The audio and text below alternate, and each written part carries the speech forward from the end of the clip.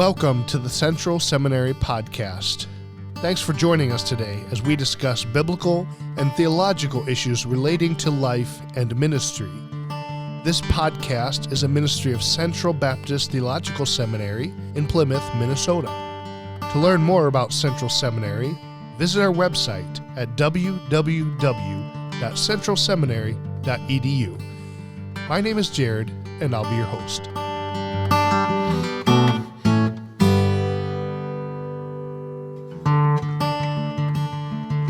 Well, welcome back to another episode of the Central Seminary Podcast. Make sure you like our episodes. We're available on all the places you find your podcasts.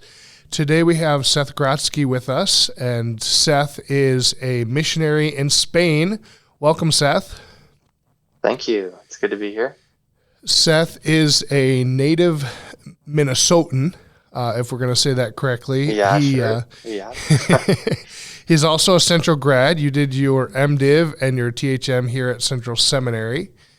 Correct. So today we're going to talk about some missions-related stuff, evangelism-related stuff, how to build relationships with people, how to make connections. But before we do that, Seth, is there anything that you're reading that you'd like to share with us?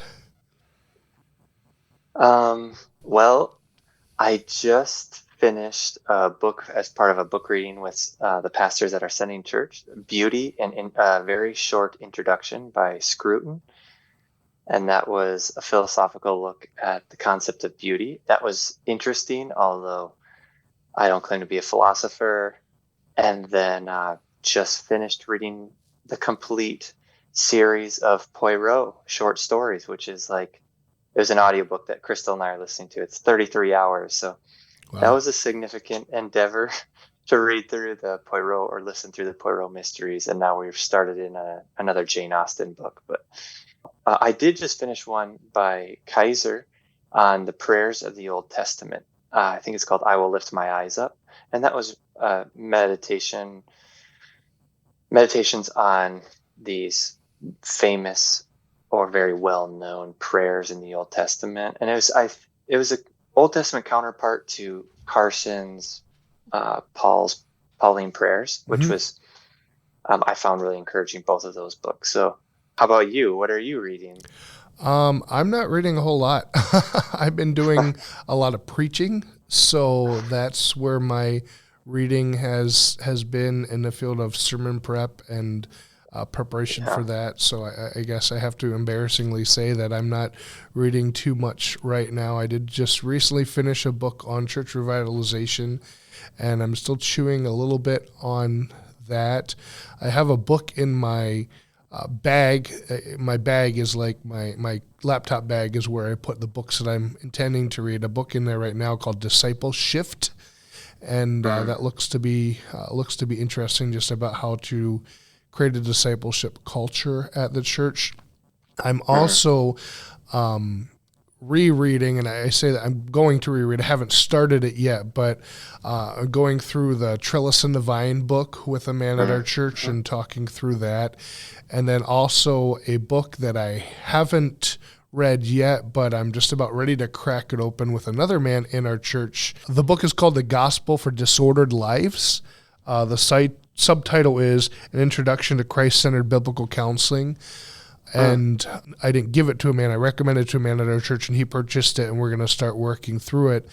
But it looks to be a really good book because not only was it recommended to me, but the chapters deal with certain issues, and like there's a chapter on anthropology and different items like that, and kind of a biblical counseling and discipleship philosophy.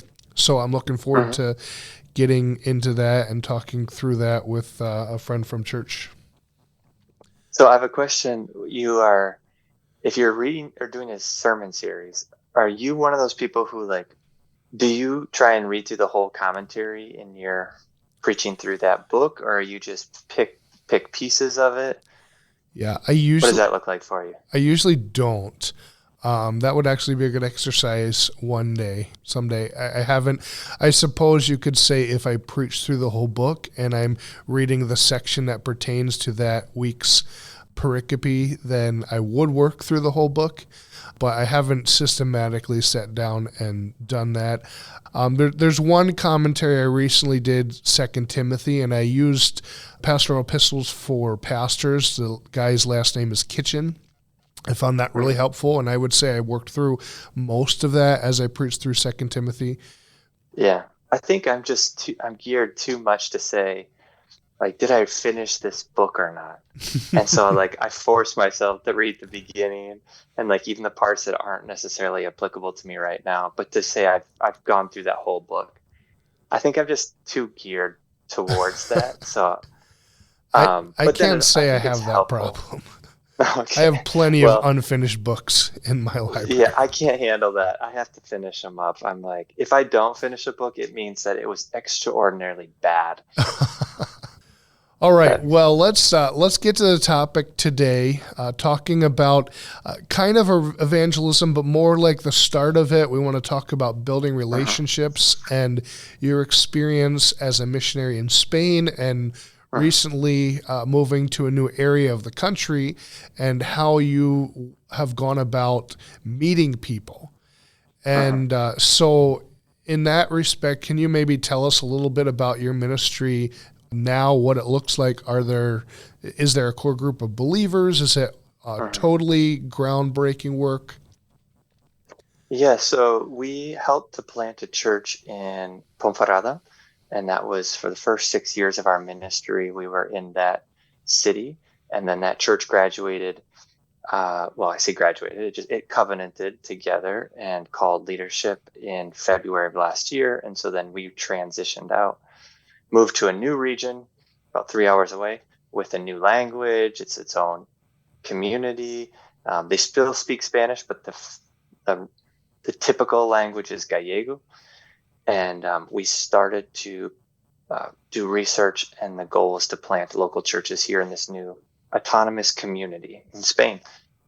So that took place through a series of events, and we were walking the Camino, and which is a pilgrimage route, praying about where God would have us along this route. And a guy that we met turns out to starts to share the gospel with me as I'm sharing the gospel with him, and then Wow.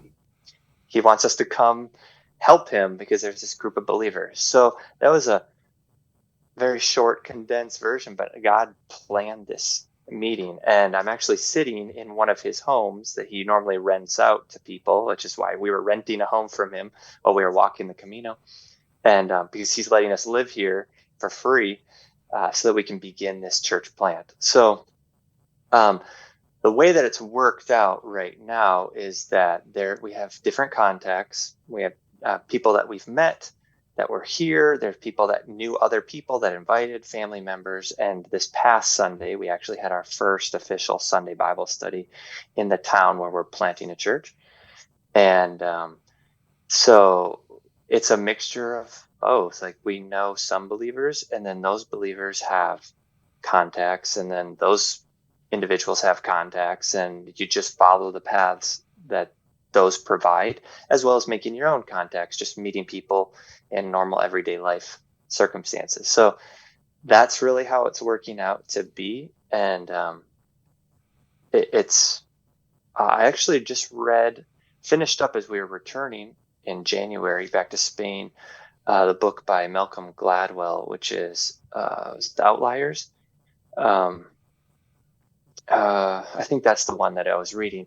But he speaks about how ideas spread and how people connect with other people, and he outlines the different types of people who are conducive for these type of relationships. And you have people who know and study and like figure things out, and you have people who are connected to everybody else, and then you have people who are uh, they're the movers, they're the people who that people are watching. And so you have these individuals that end up communicating a message, whatever message that is. And it's not a biblical book by any means, but it does have it's applicable for our ministry, and just thinking, how do I build connections? How do I build relationships? How do I gain trust when I'm an outsider?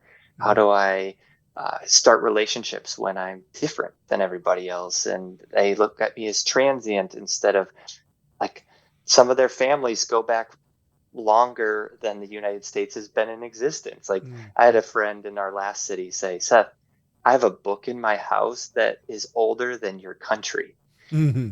because it's from his village and it just has the names of the families in it. So a lot of those concepts play into it, but a lot of it is just how you being conscientious in how you interact with other people and make those connections. Okay.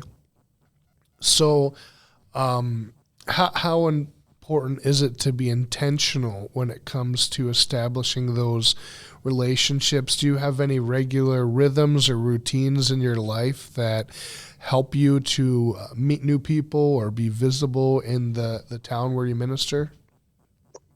Yeah. So there are, I guess, in response to this question and being intentional, I would even maybe back it up just a little bit, because there are rhythms, there are things that we do outside of our walls, but there are certain things that we do personally to prepare us.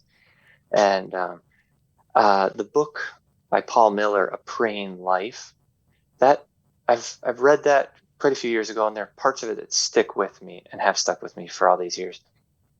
Um, and one is the concept of letting your prayer list guide your priorities or your day to day connection, your investment with other people. And I found that extremely helpful. And that is, as I'm meeting people, and this could even go back further, and maybe we'll come back to this, but as you're meeting people, someone's name is important. Uh, it's so important because that is how they uh, the not just a label, but it's also part of them is their name. And when they share that with you, they give you something of them. They give you the ability to speak to them at a certain level because now you know their name. And so that's a gift that they've given to you is their name. And if I treat that gift inappropriately and just let it slide, that tells them something about how I view them as a person. Their name isn't worth keeping. It's not Mm. an essential piece of information. Whereas if I guard that and I keep that and I use that, it shows that I value it. It's of use, and not only of use, it's a treasure that I have. So when I get a name, I keep that name and I put it in a list, and then I move that from that list to a prayer list of people that I see regularly, so that I'm praying for people that I know that I have a chance of seeing in my normal everyday rhythms. And then when I'm praying for them and then I happen to see them, then I can say, I've been praying for you. How are you doing? How is this going? Is there a way that I can be praying more for you? And as people know, we're different, we aren't Spanish. Uh, of nationality. Our passport country is distinct. So I have this. You just have a freedom of talking to people, and um, so I've been praying for them. So that's a rhythm that I have. Is I pray for people that are believers. I pray for people who are pre-believers. I pray for people who live in a certain zone.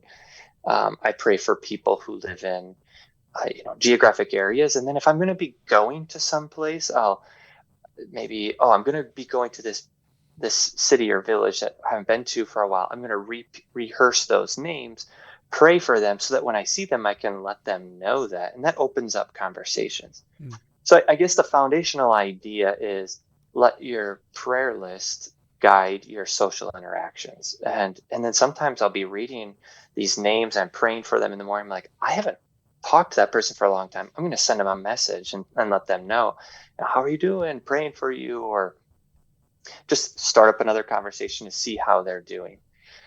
So that would be the interior part, and then the exterior is we try and take family walks. We just we get out. We have to we go to the park. We walk to up into the city, uh, and we try and do that regularly for our own benefit, for our kids' benefit. We do it as a family. We do it individually. Running errands or something. Spain is a walkable country, so we do a lot of walking, and that enables us to meet people. Like this morning, we were just walking up the street, and I heard someone speaking in English, and so I just walk up to them and start talking to them. Where are you from? What are you doing? And we have this conversation. And so, like, those are rhythms. Praying for people, and then maybe getting out and putting yourself in the position where you can see people. Hmm. Um, but I would add maybe another dimension, and maybe this doesn't fit with this question, but will come up as we're talking through it. But there's a whole different way of viewing relationships that we go about, which is like a prerequisite to making contacts. And I think it facilitates that. Yeah, I think that's so helpful. Just taking it back a step to say that we start by preparing a prayer is an important step that's often missed. I know in my life it's something that's often missed, and it does take. We talked about being intentional. That was part of the question. It does take some intentionality that Uh-huh. you think Yeah. before you go out for your family walk that, okay, we're going to pray about this. What opportunities is God going to bring? I think also what you said about names, remembering names is so important. And it can be so easy to meet somebody and shake their hand and walk away and say, Uh-huh. was that Susie or Sally? Or, you Uh-huh. know, and that's Yeah. something that I try to do. And I know just because we've been friends for a while, you probably write it down in your one of your little notebooks that you carry with you all the time. For me, Yeah. I started using Evernote and just writing it down in Evernote and writing down like a little snippet about the person. Like I met this with so and so when we were here. I met this person, Uh-huh. or Uh-huh. this person is a carpenter. Like there's one guy at our church that I met on a Wednesday night, and I talked with him for a couple moments. He was one of the kids for one of the parents for our kids program, and I don't know that I've ever seen him again. But I put his name in my Evernote, and I put, he's a tile worker. He lays tile, and just Uh-huh. having that content about the people to help you remember. I know at our church is a bit larger than we've been used to in the past, and so we felt a little overwhelmed when we joined and meet all these people. And you might talk to somebody that you won't talk to for another couple weeks, and it's so important to make sure you keep record of those people. Record Yeah. maybe isn't the best word to use, but you have a way to recall their names, recall a little bit about them, where they're from, what they do. I think Yeah. also the regular rhythm outside the home is really important. Even you're missionary in Spain. It's what you're supposed to do, but Right. it's something that we all are supposed to do. It's not just a missionary thing. In a Yeah. sense, we're all to be making those sort of contacts and building those relationships. And I think this was something that you probably told me years ago, and I've repeated it. Find what I hope it's people good. find what people like to do and go do it, and go do it with Yeah. them. Yeah. What do Yeah. people like to do in your town or in Uh-huh. your state, wherever you're at, wherever you're listening? If people are cyclists, you need to get a bike. If people are golfers, maybe you need to learn to golf. If people are fishers, then you need to go out in the boat with people. Find where people go for what they like to do and go do it with them. In fact, as I think Yeah. about that, I'm pretty sure I did get that from you, but I've repeated it many times. Yeah. And it's not just a missionary thing. It's No. uh, a Christian want to make contact thing, meeting people. And yeah, and I would even take it back a step from that. And this goes back to what I was mentioning, like the mentality behind it. Like if if we truly are made in God's image, and each individual has that image, even though it's been marred, we understand because of the fall, there have been consequences, but we are still in God's image, and therefore life uh, has sanctity behind it. If we are that, that means that there is something. We can't just disregard some individual because they're different than us for whatever reason. But it also means that there's an inherent uh, interest that we should have towards other human beings, Hmm. uh, image bearers of God. Yeah. And I think if we can understand that, and that's a way of preparing myself. Like, here's one thing: when you're driving down the road or you're walking down the street and you see somebody, Do you ever just get this feeling like that person has their whole life that is just as upside down and inside out and and confusing and exciting as mine? Mm. And you get this feeling of like, I have no idea what is going on in that person's life, but they're living their own world where they're at the center of it. And all the connections that I have, they have just as many, if not more, that run back hundreds of years. And it's this intricate web of relationships and actions and growth and or sin, and here this whole person just walked by me. I don't even know who they are. Mm. Like, if you ever just have that moment, there's actually an author from Minneapolis. He wrote this book. I haven't read the book. I just have seen different quotes from it, but it's like the Dictionary of Obscure Sorrows or something like Mm. that. And he has a word for it that he invented. It's called sonder. But it's that feeling as you're walking by, that person is dealing something with inside their head or inside their heart in the same way I'm dealing with something.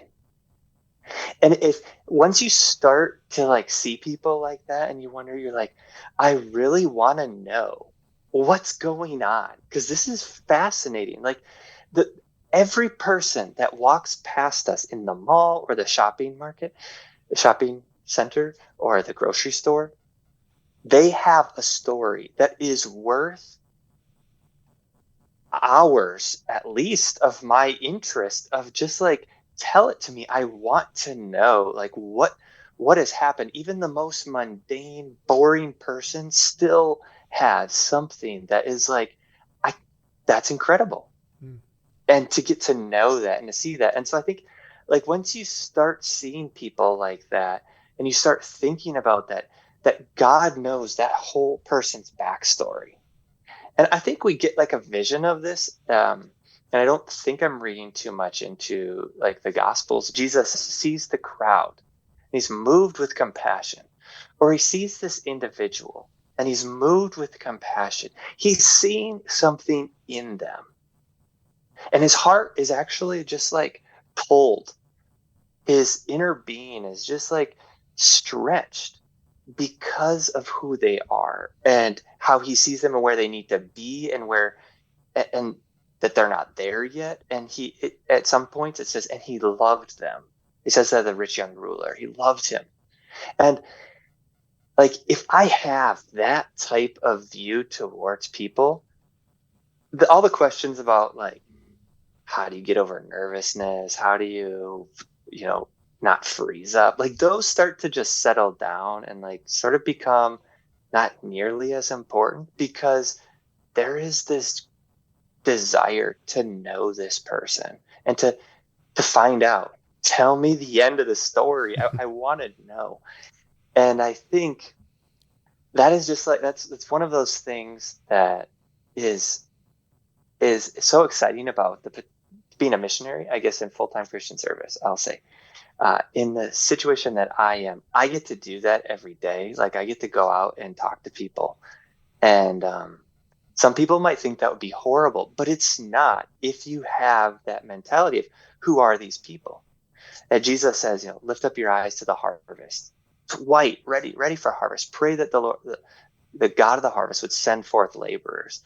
Well, in some ways, that's what we were doing when we start to look at people as people. Mm. And C.S. Lewis said, you know, in one of his famous quotes from Mere Christianity about if you were to meet one of these people in their glorified state, you would fall down and try to worship them because they're beyond what you can imagine. And but now when we meet them, we're able to discard them or mistreat them. That can't be. And so I don't know if I'm just interjecting that as something like, all right, let's talk about this now. But for me, that's a fundamental preparing myself to make we're talking about making contacts, but I would even say preparing myself to see people. Mm. Because whether or not this turns out to be say a contact for ministry, that's not the point right now. The point is that uh, I'm called to love my neighbor as myself, and I want to know who this person is, whether or not they'll have a Bible study with me in the future. It's not dependent on that. Hmm. Obviously, I want to move in that direction, but I just I want to treat them as a human being and as an image bearer of God, and it's enriching to me. This is just a funny illustration, but like a week ago, we were walking at this park, and this guy walks towards us. He and his girlfriend, I'm assuming. He's wearing a shirt and says in English, and we're living in Spain. And again, they speak Gallego and then Spanish.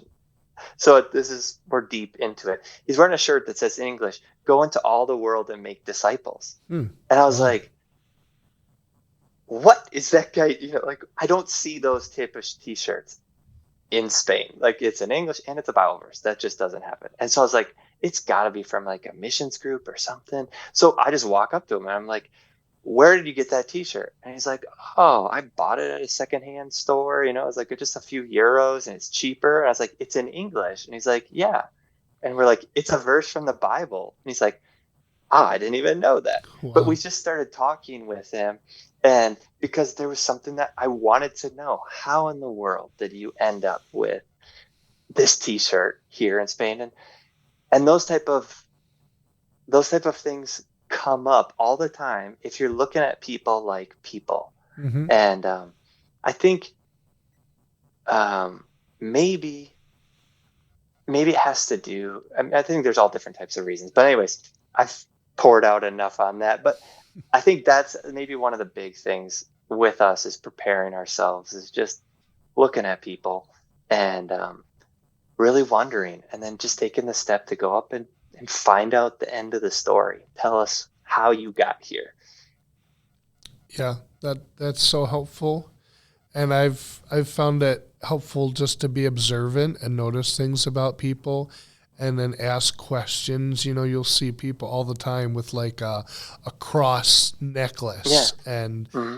ask them about that. Why a cross? Or what does that mean to you? Or I remember one time I was talking with the barista at the coffee shop. She had music notes, a music staff on her arm. And I Hmm. asked her about it. Oh, what is that? Is that an actual song? What song is that? Turned out it was Amazing Grace. And we were Really, able to have a little conversation about that. I Just be I observant to think those that's things. that's fantastic. Like tattoos are one of the greatest benefits to like starting conversations. If someone likes something enough or wants to remember something enough to like put it on their body, it obviously is important to them. Hmm. And to see that's I've never heard of like I can't ever think of hearing about someone with music notes on like with an actual song. So that would be really interesting. Yeah. So, how does being a good conversationalist play into that and help with bridging the gap with people? And are there things that Mm. you have done to help grow in that area? Because I know just from my relationship with you and your wife, you guys are good conversationalists. You always ask good questions. How does that help you in getting to know people? And is there anything that you've done to help you in that area? This is not a good example of it since I'm just talking a lot. So it's just one of those cases where you say, "Do as I say, not as I do." But that's a good question. I would I want to be careful because there are certain types of people with different preferences and abilities that find talking very easy, and others who find it very difficult. And so I won't say that there's one way to go about doing it. And I'd actually say that there are strengths in both camps that you can't have unless you move towards the middle. And I would say like the center would be the example we have in Jesus Christ. Like he could talk before thousands of people, and he could have a conversation with one guy Mhm. in the middle of the night. Like he knew how to deal with people who were trying to make him king, and he knew how to deal with people who were trying to kill him. So he's obviously our goal to move towards him, no matter what our personality type or style or propensities might be. Um, so, but I do think that there are strengths in both sides. because being a good conversationalist, part of it is, are you willing to step out and just start talking to somebody? And that's really hard for some people, and it's very easy for others. But are you able to hold a deeper conversation with somebody when it gets uncomfortable for you? And it's easier for some and harder for others. And sometimes those camps are switched, because the person who can start a conversation really quickly might find it really difficult to maintain a conversation or a relationship. They're more of a social butterfly. Mm-hmm. They don't want to sit there and really empathize and talk and work through something with someone else. Whereas more of an introverted person might find that is more comfortable to them with a specific person once trust has been gained. So I don't want to like pin anybody down or say this is how you have to do it. But as we're moving towards the middle, I think the idea is, if you have an interest in somebody, they know, and they are willing to talk. Like you're doing it now, right? You're asking me questions, and I'm like, sure, I'll talk about myself. I love to talk about myself because I'm the most important person in the world to me. So great. And there are people who say, I don't like to talk about myself. Well, that's partly true. It's not completely true. It's partly true. Because if someone like Jesus were to sit down with that person and talk with them and ask them questions and converse with them, they would want to talk about themselves, because he knows how to draw out of them what's truly in them. We can see that in all his examples with mothers who have children who are suffering. We have fathers who have children or servants who are suffering, and he draws out of them like the deep parts of their heart. So when someone's truly interested in you, it's genuine, not because of what they can gain or steal or manipulate, but because they want to know you. Conversation's easy. It is, because you want to open up, and then when you open up, they open up, and you come together.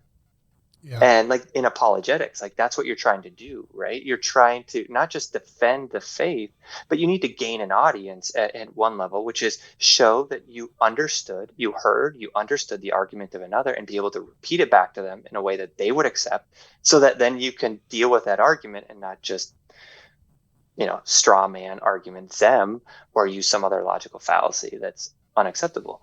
So I think, being a good conversationalist isn't what we necessarily, our society puts it as like a social butterfly. I think a good conversationalist is somebody who's able to maybe ask an opening question, to sympathize, to agree, to come alongside of that person, to draw out more, to give some of themselves, and to keep that moving. And that isn't necessarily tied to one personality type. Yeah. So like basically, an outgoing person might not do that well. Mm-hmm. Yeah. So basically, the more you care about the people you're talking to, the better a conversationalist you'll be with them. Oh, exactly. Yeah, exactly.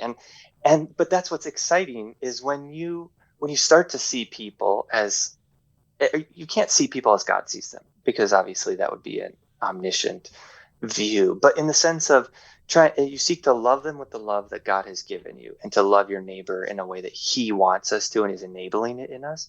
It opens our eyes to these people that are more than just skin, sacks of skin and like explosions in their brain between neurochemicals and all that. These people are people. Like, they are more than just their composite elements. And so when we start to see that, and we start to act on that, it's incredible that you get to communicate with people, and that using words, we can start to know what's in someone's maybe deepest emotions, or in their past. And yeah, that's not tied to just one personality type, or even like a set routine or something. It's something that flows out of that viewing of them. Okay. And that's how I see it. But you tell me. I've been talking this whole time. No, I think that's exactly right. I think giving people the impression that you're not just trying to move past them with a few basic, how are you doing, how was your week, and then move on questions. and being thoughtful. I mean, there's no like one size fit all, but I think I shared with you some things that I had watched or learned about some questions that really help people Uh-huh. open up. One was, what is the meaning? What was the most meaningful part of your week?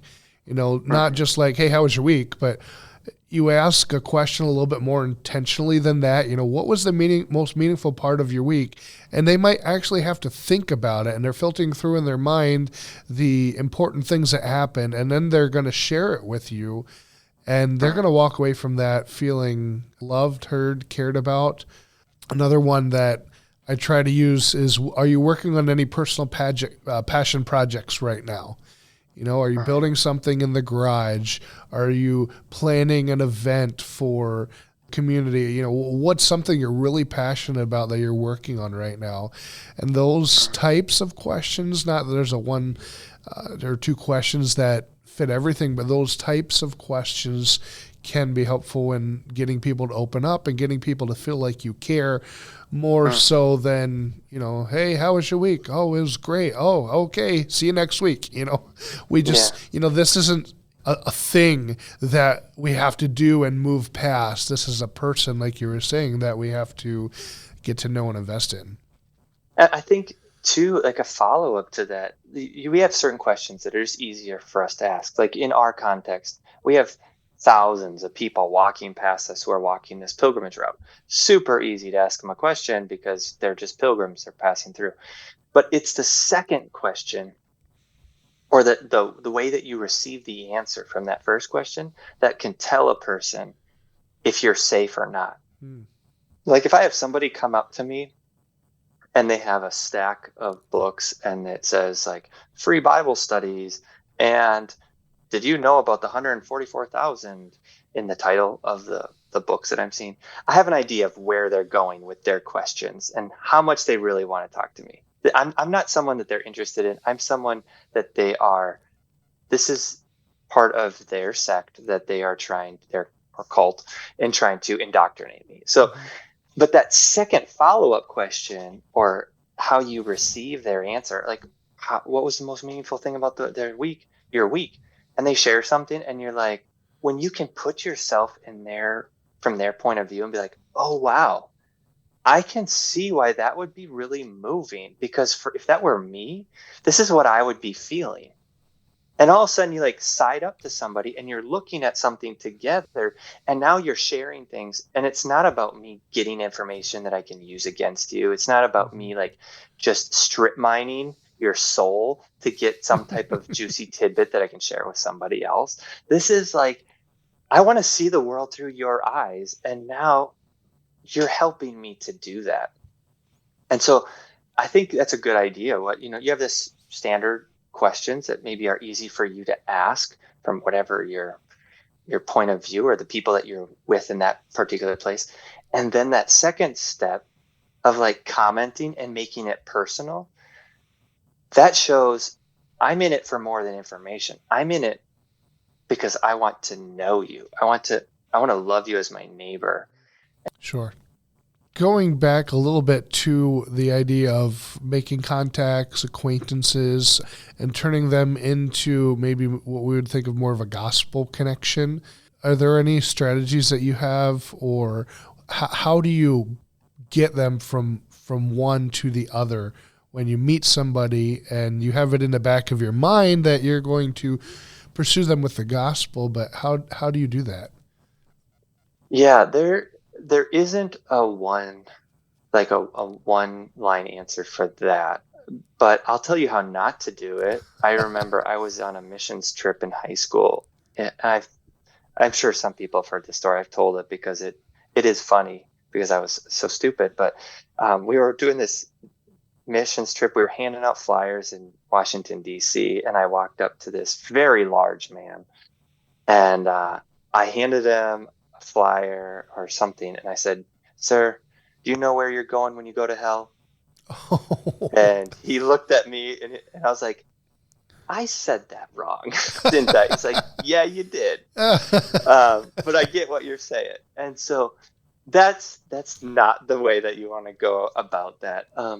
But the way that what we do here, and often it is moved through what we talked about earlier, it's through praying for people. Because when you say, hey, is there something I can be praying about? That person's going to say no. Just if they're not a believer, the chances are they're going to say no. But that's fine. You can say, because once they get to know you, like what I often say is, you know me, like I'm a follower of Jesus. One of the the things I can do that shows that I care the most is pray for people. And I want you to know I'm praying for you. And actually, this is what I'm praying for you about. I'm praying that you would understand what the meaning of life truly is, or that you would see Jesus Christ in a new way, or that you would find the core to your relationships and thrive in them. And I understand that's through the gospel, and I'm praying God will change their life, but I don't say it in that way. Often I'll say, this is what I'm praying for you, that you will experience these things that I know are only capable because of the fruits of the Spirit. And that's why I'm praying that God's Spirit would work in them, but I'm sharing them in a way that they can understand from their pre-believing perception. I realize my goal isn't to like rush them through the steps. It's like I'm planting a small tree. What's my goal for that small tree? For the first year, it's just that I don't break it off with the lawnmower or that the kids, rip it out. The second year, I'm going to do more. And the third year, before it ever gets to giving fruit, I'm just going to cultivate that. And I don't know what the timeline of that tree is, but I'm going to see how it's growing and what it's capable of. And it inevitably takes you to a point where someone is in a crisis mode. And that's another point from Paul Miller's book, A Praying Life. You pray, pray, pray, and wait for a crisis. Because when that crisis hits, they're open up. It's like you have an inch, an inch, an inch, and all of a sudden you have a foot. How are you going to use that foot? And you say, you know what? There's this passage that I'm going to share with you. It's been very meaningful to me, and I want to share this with you. And it's, this is what Jesus said. This is what Paul said. This is what Moses or David or Psalms. Psalms used all the time with people, pre-believers. This is like the language of our hearts. Yeah. And you just start that process. And eventually, as people get comfortable with that, or it might take one time, and all of a sudden they're like, hey, you want to sit down and talk about this Psalm together? And you have a Bible study. You don't know. Or it could take 200 times. We don't know. I think maybe another thing that I would add just from a ministry perspective is maybe changing the criteria or changing the expectations. If you're thinking like making a contact versus someone trusting Christ, and you think of kind of a pendulum swinging in between, when it comes to someone trusting Christ, we really have 0% of control over whether they say yes to the gospel and put their faith in Christ. And many times, and you probably get this as a missionary, you have this expectation, well, how many people did you lead to the Lord this week or whatever? But really, if that's what we mean by soul winning, I can't win a soul. That's the job of the Holy Spirit. But over here, when it comes to making a contact, when it comes to stopping at the bakery or the coffee shop or greeting that person along the road and saying, hi, my name is whatever, we have 100% control over that. And as you get deeper in a relationship, your control factor gets lower and lower and lower until, when it's the point of conversion, you can't do anything to convert them. But you can step up and make a contact and meet that person. And so maybe we need to change sometimes how we view that, and not the sense of here's how many people I led to the Lord this week, but I made 5 new contacts. Well, that's something I can have control over. I can't control down the road whether they trust Christ, but I can control that I'm going to make the contact and I'm going to pursue kind of along the path that you laid out for us. And I'm going to try to step into their lives, and they may accept that, they may reject that. But the deeper and deeper it goes, the less and less control I have over that. Yeah, well, and I would say we might even just shift. Maybe it doesn't have to be the vocab, but the way we understand it, from maybe, like you said, winning souls or making contacts, even loving my neighbor. And I might do it through like some of the ways I've already outlined, with praying for them, telling them I'm praying for them, asking about deeper things, pointing them, sharing Bible verses with them that of comfort or encouragement, or ways to pray the Psalms or something. But what we try and focus on, that is then loving my neighbor. And I can do that. Like, that's something that God has enabled me to do, but I can't, just like you said, I can't mandate how they receive that or what they do with it. Okay. Well, before you go, do you have any works of God that you'd like to share with us, something that you've seen him do recently in your life or your family? We have, I feel like we're sort of surfing on the tip of the wave right now. And the danger of doing that is you can find yourself tumbling fairly quickly. But it's pretty exciting when you're out on the front. And that's where we feel like we're at right now. We started the Bible studies for the past, just this past week. So we've had one official Sunday study together. And that was very exciting. It was exciting both from the side of gathering people together, and is also as a guy that we've been mentoring, is helping to lead them and take a very active role in the leadership, is exciting. And to see the sensitivity there and stepping forward, that's been very good. We've also seen, conversations open, and we've seen not only outside our home, but inside our home, opportunities in this instability. We're still looking for home. We've been working towards one and it fell through. We're working towards another one. It's delaying. But being able to talk through things with our kids, and Crystal's doing a really good job with that. So I think in those ways we are seeing God's work, and the people who are around us that he's brought us in contact with, we're seeing things in their hearts that are coming out, even because of the circumstances that we're in, that is extremely encouraging. And to have somebody stop you on the street, like one of your friends that you met, and they're like trying to help you, and they say, I just want you to know that God's doing something. He has you here for a reason. You got to keep going. And they're like building you up. That is so meaningful. So I think I just praise God for the people he's surrounded us with at this time. Okay. Well, thank you, Seth, for sharing with us some of your ministry and for taking time to talk with us today. Thank you, and I enjoyed it. Next time on the Central Seminary Podcast. We're looking for the Apostle Paul to pastor our church.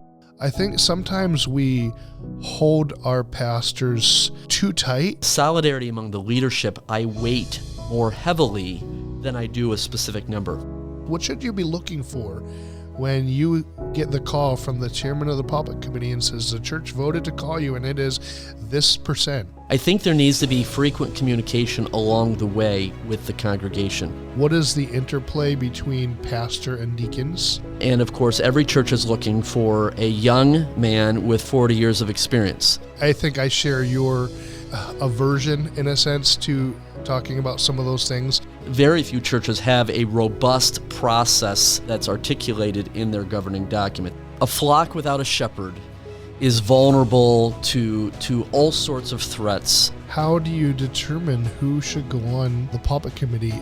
Divorce and remarriage, church polity, worship styles, Bible versions, the doctrines of grace.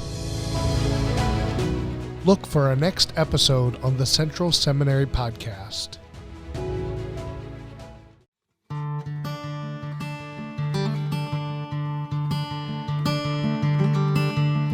Thanks for listening to the Central Seminary Podcast. Our mission at Central Seminary is to assist New Testament churches in equipping spiritual leaders for Christ-exalting biblical ministry.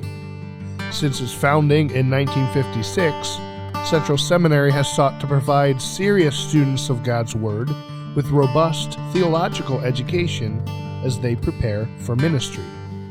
We have many graduates around the world who are serving in countless ways to spread the gospel and proclaim the name of Jesus Christ. Find out more at our website, centralseminary.edu.